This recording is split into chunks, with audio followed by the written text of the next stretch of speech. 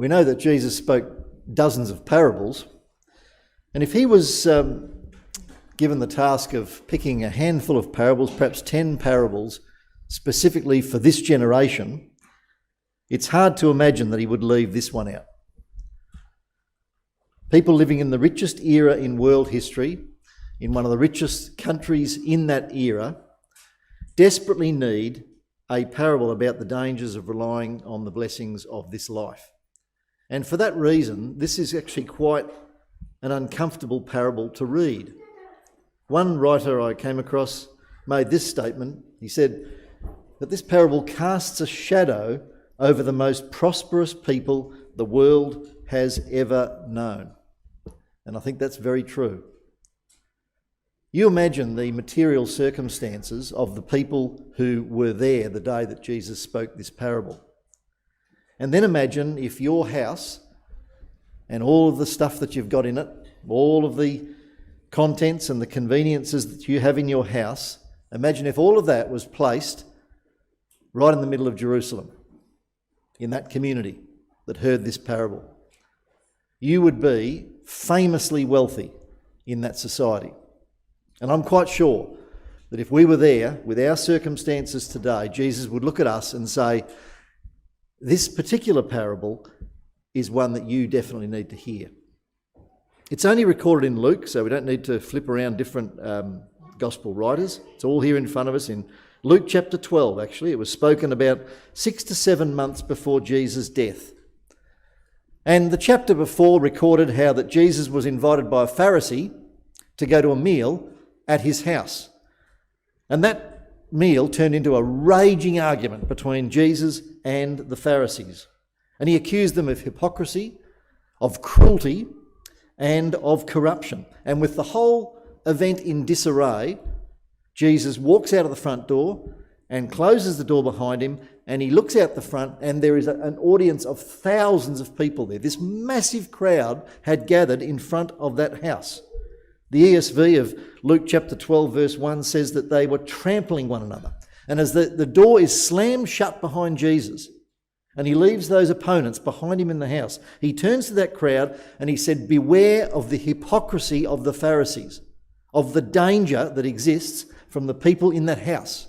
And a lot of them have probably overheard the argument going on in there, because it would have been a very loud confrontation that was taking place. And he warned them about the dangers that were going to come across anyone who followed Jesus. And he talked about the value that God places upon such faithful followers. And then, in amongst this massive crowd of thousands of people, someone manages to get heard. And someone sticks up his hand and actually managed to somehow get his voice heard across the rest of the crowd and asks a question. And the question is in Luke chapter 12 and verse 13, where we read, one of the company said unto him, Master, speak to my brother that he divide the inheritance for me. So here's this fella who manages to somehow get himself heard over the top of the crowd, and he's in a situation where he's getting financially ripped off by his brother. And he calls Jesus master. Now, he didn't really think Jesus was a master. The word, several translations render it teacher. It's sometimes used for a legal expert, someone who just determines legal matters. So he's not asking this as thinking Jesus is his master. He is asking Jesus as a lawyer. And the question he's asking has absolutely nothing to do with what Jesus has been speaking about. But he's obviously pretty impressed with Jesus. And he's asking him not just for a ruling, but he's asking him to take his side in this legal matter. He rather fancies retaining Jesus as his legal counsel in his dispute with his brother. And Jesus' response to that question is just a wonderful model response about how to handle an issue that you're not actually personally involved in. You think about it, he had 3 different options he could have responded to that question with. First option would be to say to that man, it's got nothing to do with me, it's not what I'm talking about, you sort it out amongst yourselves. He didn't take that option. The second option would be to become absolutely embroiled in it, to get personally involved in it, involved in all of the details of the case, and then make a decision. He didn't do that either. What he did was, he didn't get involved.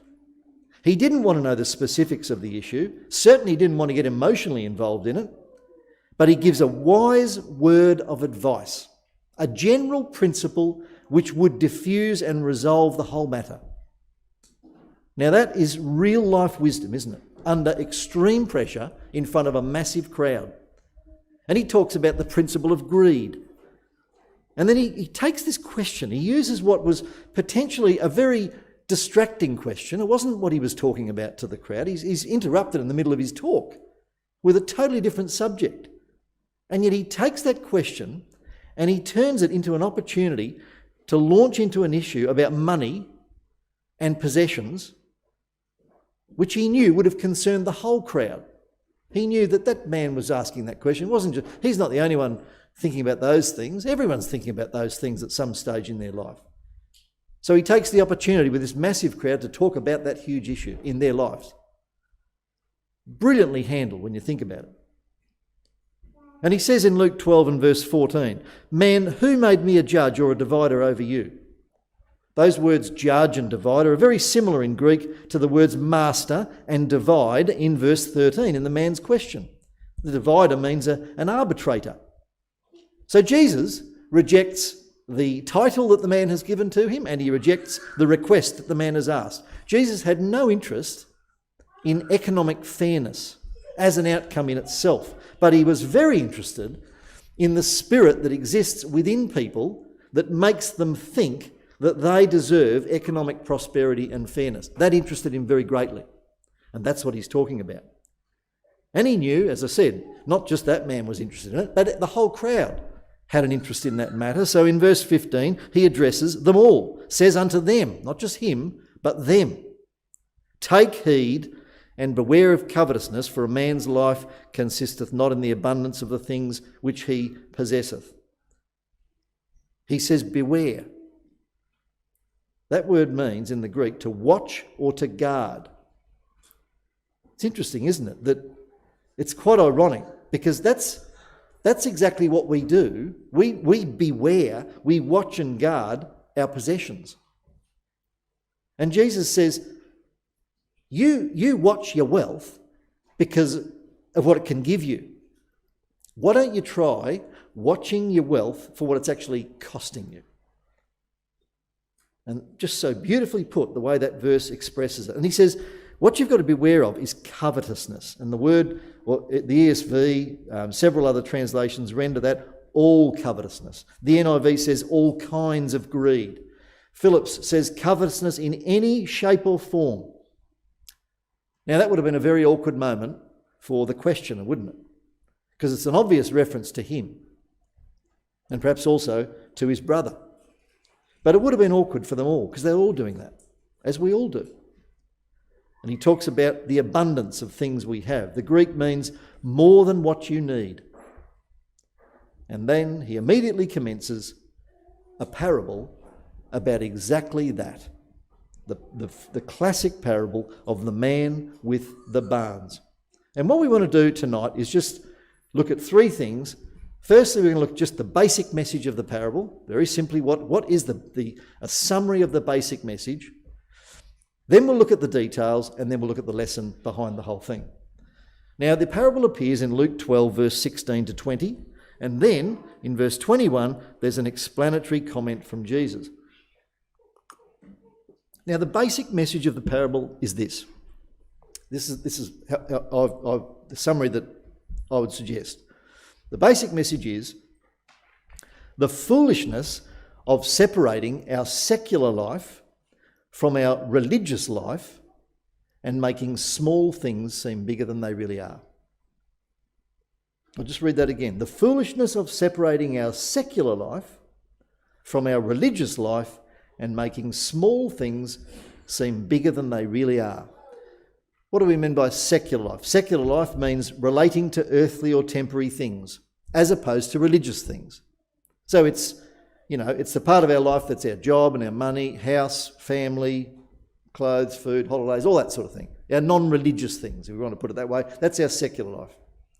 And this man foolishly separated those things from his religious life and made small things his priority.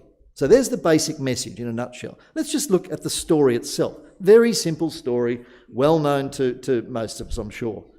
In verse 16, he spake a parable unto them, saying, The ground of a certain rich man brought forth plentifully, and he thought within himself, saying, What shall I do, because I have no room where to bestow my fruits? He has become a financially successful man. And he thought about that. The word in the Greek means to reckon thoroughly, to take an inventory, to calculate. So this man's got spreadsheets. He's got it all sorted out. He's a very clever, well-organised man, and he has become officially financially independent. He's got more than what he needs right now. So what he doesn't need right now, but he's going to use in the future, needs to be stored. So what does he do? Verse 18, This is what I'll do.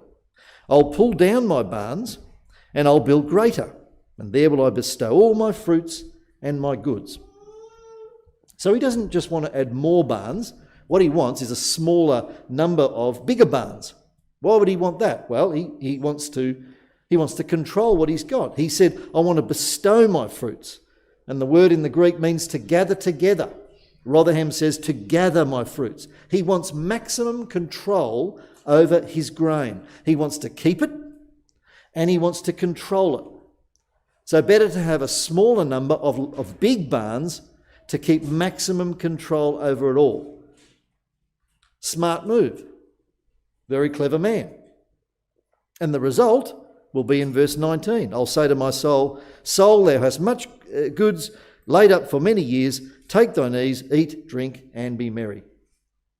In other words, I'll never need to work again. Not only that, I'll be able to live very comfortably on what I have.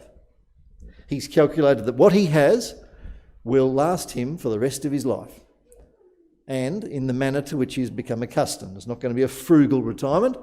It's going to be quite a nice setup for the rest of his life. So he's not a wasteful man. He's very careful. And that care has placed him in a very envious position.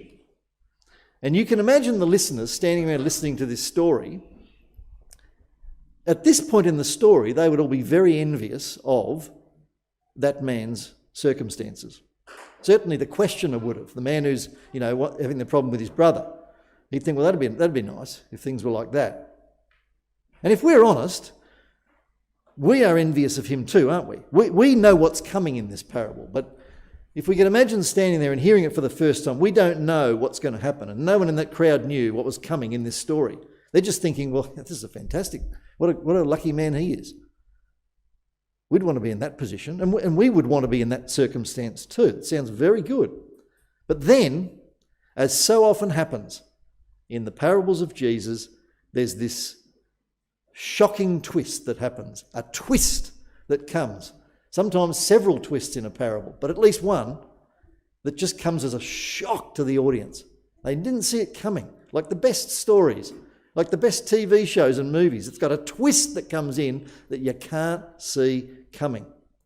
And the master storyteller now inserts his twist in verse 20 with the word but. And you can imagine him telling this story, but, and then this pause after it, this sort of theatrical pause. Thou fool, this night thy soul shall be required of thee. In the margin of my Bible it says, do they require thy soul? Weymouth says they are demanding your soul from you. Maybe it's a reference to God's angels, who knows? But in any case, it's talking about death. And it's immediate death. And in Rotherham, where he shows where the emphasis in the Greek lies, the emphasis is on the words, on this very night. He's not going to get one restful, peaceful night. Well, he's actually going to get a very restful night. It's going to be more restful than what he bargained for. He's not going to get the nice morning where he wakes up in the morning and thinks, at about 10 or 11 o'clock, like I know some people do in this room, they wake up very late and think, how marvellous. Nothing to do today. So that's he doesn't even get that beautiful morning. He just goes to sleep and that's it. And then Jesus makes a comment in verse 21, and that's the end of the story. We'll now go back and consider the lessons of the parable, and then we'll finish with the verse in verse 21. So the story is very simple, as we've seen. What's the lesson behind that story? Well, let's just recall what I said before, as I suggested, might be the basic message of the parable. The foolishness of separating our secular life from our religious life and making small things seem bigger than they really are.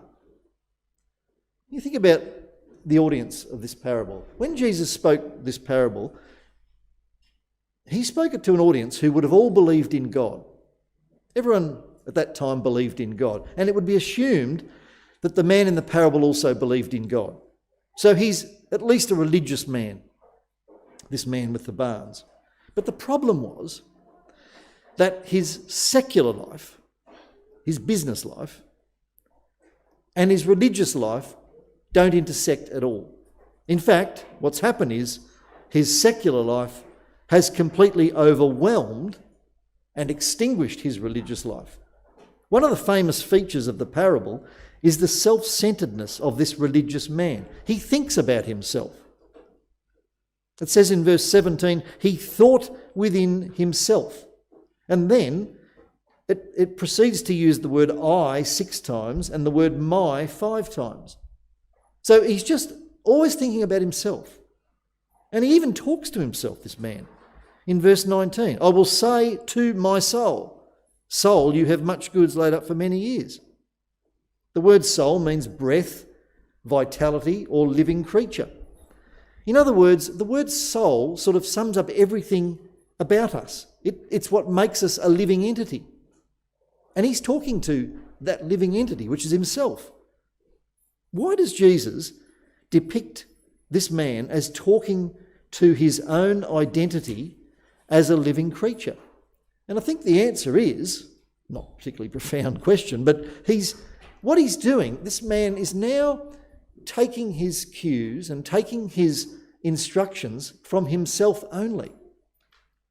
His soul, which is himself, is being instructed and directed by himself. He talks to himself and he listens to himself. The whole thing is just within himself, and God's not in the equation. Nothing exists except himself. His whole identity, his whole future is completely wrapped up in the contents of those barns. And there's no part of him left for anything else. Now, when you look through the parable, you can see that this separation into 2 lives, a secular life and a religious life, the first of which finally just overwhelms the second, is shown in 3 different ways in the parable. The first way is how he thinks about the source of his prosperity. Because in Luke chapter 12 and verse 16, it says, the ground of a certain rich man brought forth plentifully. Jesus didn't say that a man worked hard and built up a great fortune, which is actually what happened. It's described as though the man did nothing. But he would have worked hard. He somehow got to own that land. He owned it legally. And he would have worked hard to produce the fruit that it did. But Jesus sort of strips all that away and puts his finger on what actually happened. God has graciously caused that land to be fruitful. But that's not the way the man saw it. He said in verse 17, they're my fruits at the end of the verse. At the end of verse 18, they're my fruits. They're my goods. So when it came to the source of his prosperity, where did it come from? God's not in the picture as far as he's concerned. I've earned this stuff. It's mine and I've got it. He doesn't see God as the source of his prosperity. Not only that, he doesn't see God in what he's going to do with that prosperity. God plays no part in where it came from, and God plays no part in where it's going to. So at the end of verse 19, what I'm going to do with this wealth, it's in the end, I'm going to take my ease, eat, drink, and be merry. He sees no need to use any of it in God's service because he doesn't see that it's come from God. So why should it go to God? And of course, the Bible tells us it's all come from God. Whatever we've got has come from God. We ought to give that back to God. But that's not the way he sees it. It's come from me, and I'm going to spend it on me. Now, we know that the law of Moses taught Israel about tithing. You give a tenth of your income back to God. And that was to teach them that everything comes from God, and really we owe it all to God. So to teach that lesson, they gave a tenth back to God. And the problem is, when you think about it, we understand that law. We intellectually understand that principle of tithing. And we criticise the man with the barns. We say, well, he should at least give a tenth back to God. He's giving nothing back to God. But when you think about it, that law in the law of Moses, it wasn't meant to be seen as just a bare minimum of our service to God. But the laws under the law of Moses were principles which we're supposed to go over and above. We're supposed to see the spirit behind those laws and go above and beyond that spirit. If Jesus taught anything about the law of Moses, he most certainly taught that. And yet we read a law like tithing and we say, quite correctly, well, that taught that the children of Israel really owed everything to God. And yet we sit here as the richest generation in world history, and the fact is that we as a community give a fraction of a tenth of our income back to God. And yet we claim to fully understand the principle of tithing under the law of Moses. It's worth thinking about that, isn't it? It's worth us trying to do something about that. It's a very serious problem. So the summary so far, to this man, God played no part in where his wealth came from, and therefore God plays no part in where his wealth is going. And thirdly, God plays no part in this man's personal future. You think about our life. We've got this very short life. It's a very short life followed by an eternal life. But this man thinks more about the short life than the long life. And he refers to this life, this short life, in verse 19 as many years, which it may well be. But the lack of any mention of anything thereafter, coming after those many years, suggests that those many years were his priority. And when he thinks ahead, he only thinks about this life, which he thinks is quite long, describes it as many years, even though it's just a fraction of the big life. And he feels like he's got total control over that life. He's got control over his barns and the contents of his barns, and he thinks that he's got control over his life. 4 times in verses 18 and 19, he very confidently asserts, I will do this and that. But the problem was that his life wasn't in his control, like those barns were. I mean, even the barns weren't. I mean, fire or flood or theft would have ended that. But he felt he had control over that, and he had control over his life. But he didn't have control over his life. His life was in the control of another character in this little play. A character who hasn't appeared yet, but who's going to make a surprise appearance right at the very end. And that character is, of course, God himself, who says in verse 20, "Thou fool." You notice in the word thou is in italics. It's really just fool. Most translations just render it as that, fool with an exclamation mark. Imagine if this was like a little play, like a one-man show, or so you thought, and you watch this man go about his business on the stage, and then suddenly it gets almost to the end of the play, and then suddenly from off stage you hear this big booming voice, "Fool!" You think, what on earth's going to happen now in this play? And up until this point, this man seemed very clever, very astute, very prudent, and very successful. And he was all of those things.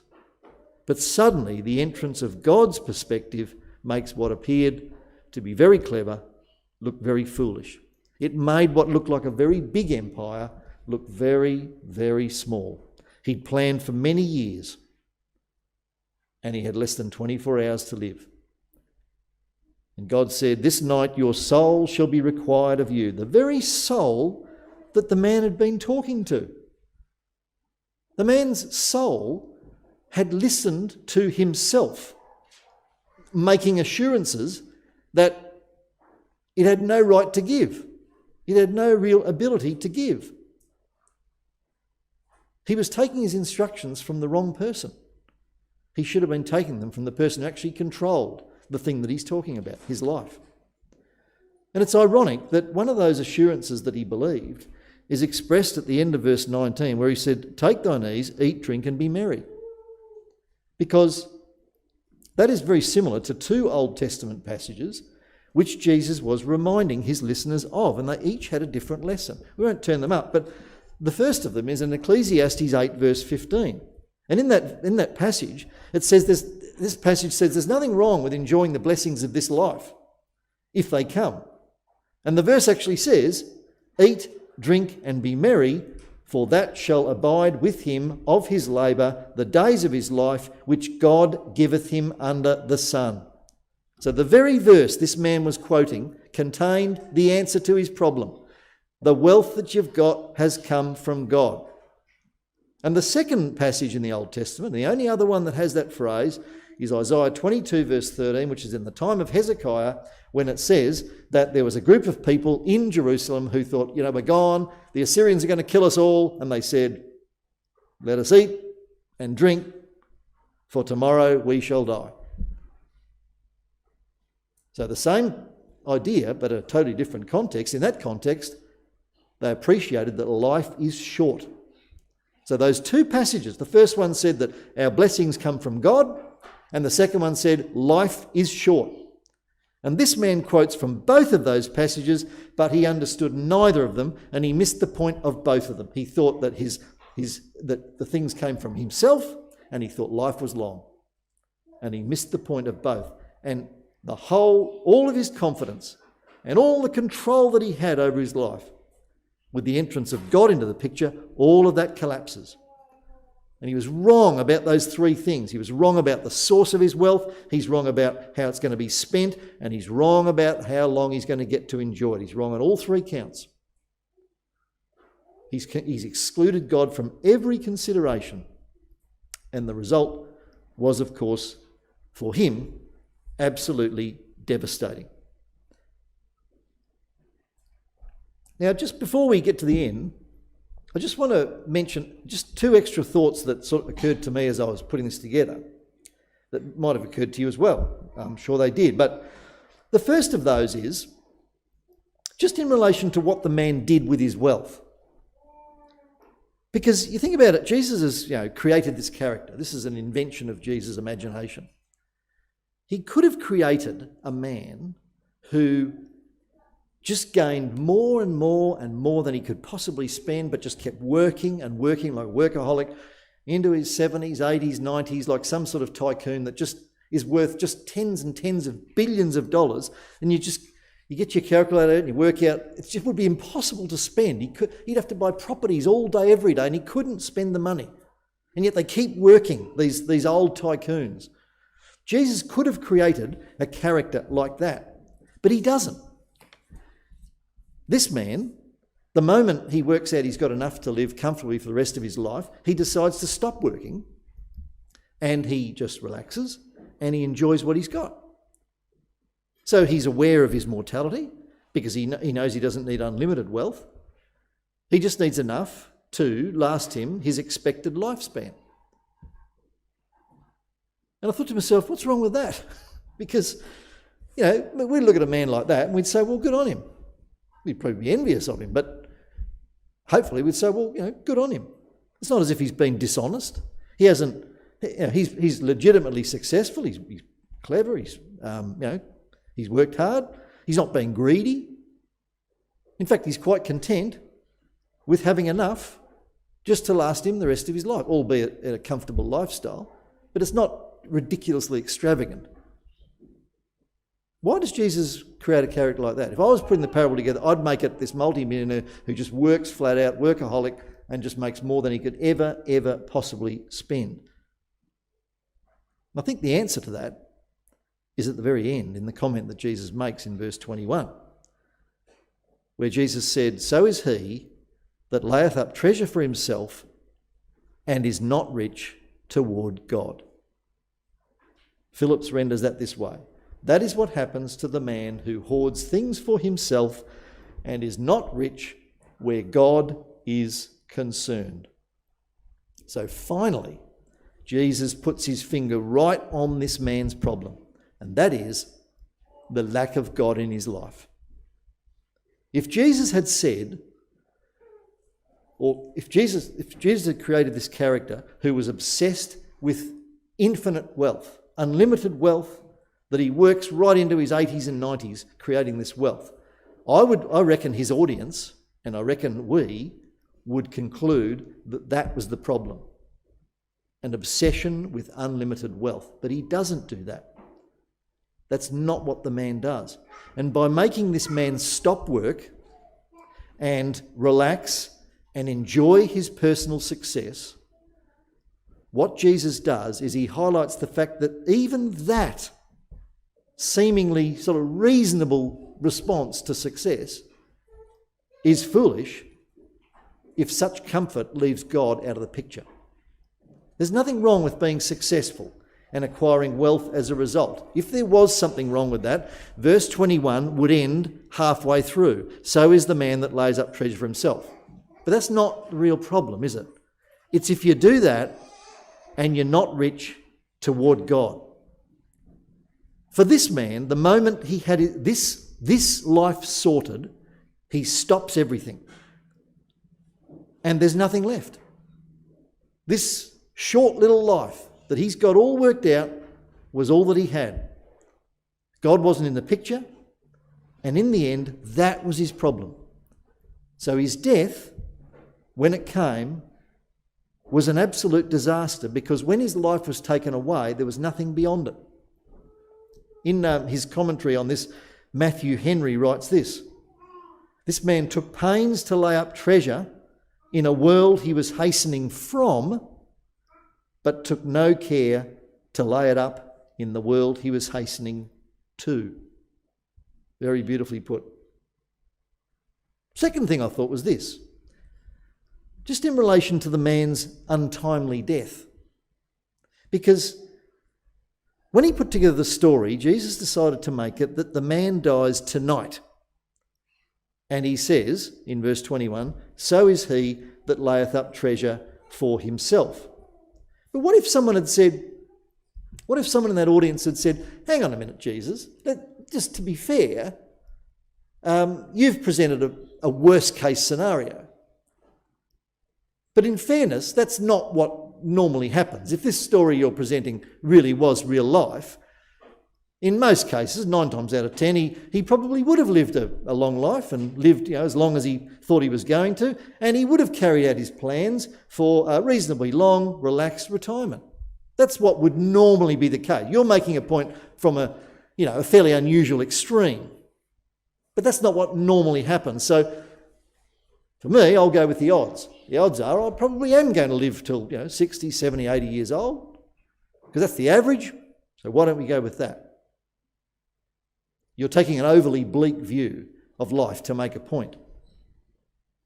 That seems like a pretty fair comment to me, actually, if someone made that. Why does Jesus make him die immediately, when that's not what usually happens? Can happen, but not usually. And I don't know if I'm overthinking it, but I thought that for quite a while, because I thought I wouldn't have. That's what I reckon I would do if I was writing that parable. But I think what Jesus is trying to do is he's trying to show to us and his listeners just the smallness of this life. Remember that basic message we said, the foolishness of making small things seem bigger than they really are. Even if this life ends up lasting many years, the fact that it has the potential to end immediately or to end very early tells us something about the quality of this life. It's telling us that this life is a very pale imitation of the big life, of eternal life. This life is very limited. It's very small. It's very insignificant. And in this parable, Jesus isn't comparing a life that ends tonight with a life that ends 50 years into the future. The issue isn't time. The issue is quality of life, the worth of the life, and the substance of that life. If this life has the potential to just be snuffed out at any moment, that tells you something about this life, even if it does end up lasting for 100 years. But it's tenuous, isn't it? It's always tenuous. It's always hanging in the balance. And in the end, it will go in a moment. It's a relatively unimportant thing compared to the big life that is presented to us beyond that. In James chapter 4, I'll just read this to you. James expresses, I know, far better than what I'm doing. But this is what I think is the reason why Jesus puts the parable together that way. James 4 verse 14 and 15 says this from the ESV. You do not know what tomorrow will bring. What is your life? You are a mist that appears for a little time and then vanishes. Instead, you ought to say, if the Lord wills, we will live and do this or that. Now, James isn't talking just about people who die young, is he? He's just saying this life is a mist. It's a vapour, whether you live for a year or 100 years or something in between.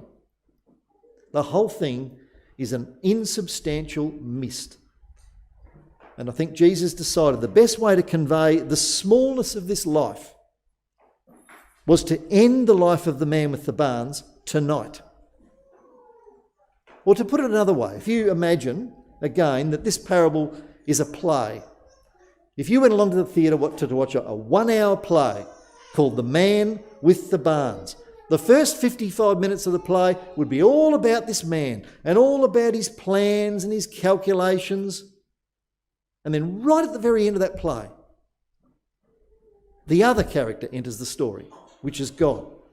And everything that went before is suddenly irrelevant because it becomes clear right at the end that God was the one in charge all along.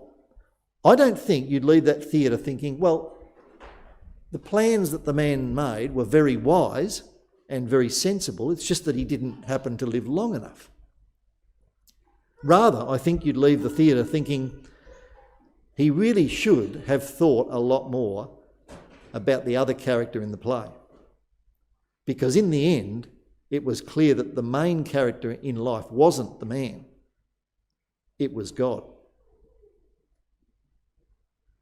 There's a passage in Psalm 39, which I'll read for you, which sums up exactly what I'm trying to say and exactly what I think that the principle behind that.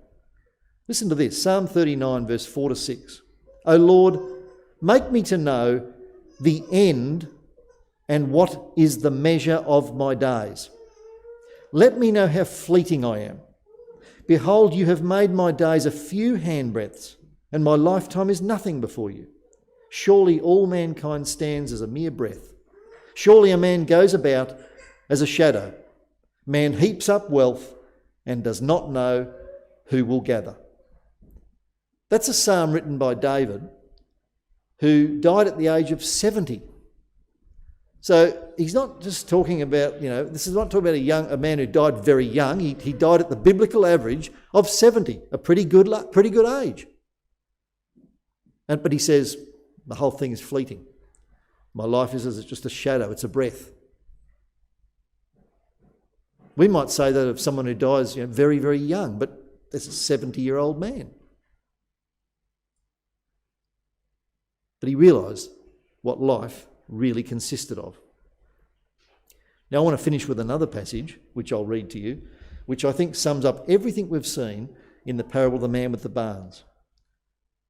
And it's from 1 Timothy chapter 6, verse 17 to 19. And there are 4 things that are found in this passage, not necessarily in this order.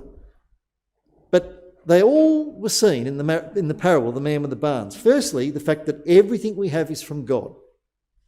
Secondly, that such blessings can be enjoyed, but they're temporary. They can be enjoyed, but they're temporary. Thirdly, we need to be generous with what we've got and not selfish. And fourthly, we need to view things from an eternal perspective. Listen to these 3 verses and hear all of the echoes from the parable of the man with the barns, where Paul writes, "As for the rich in this present age, charge them not to be haughty or to set their hopes on the uncertainty of riches, but on God, who richly provides us with everything to enjoy. They are to do good and to be rich in good works, to be generous and ready to share, thus storing up treasure for themselves as a good foundation for the future, so they may take hold of that which is truly life."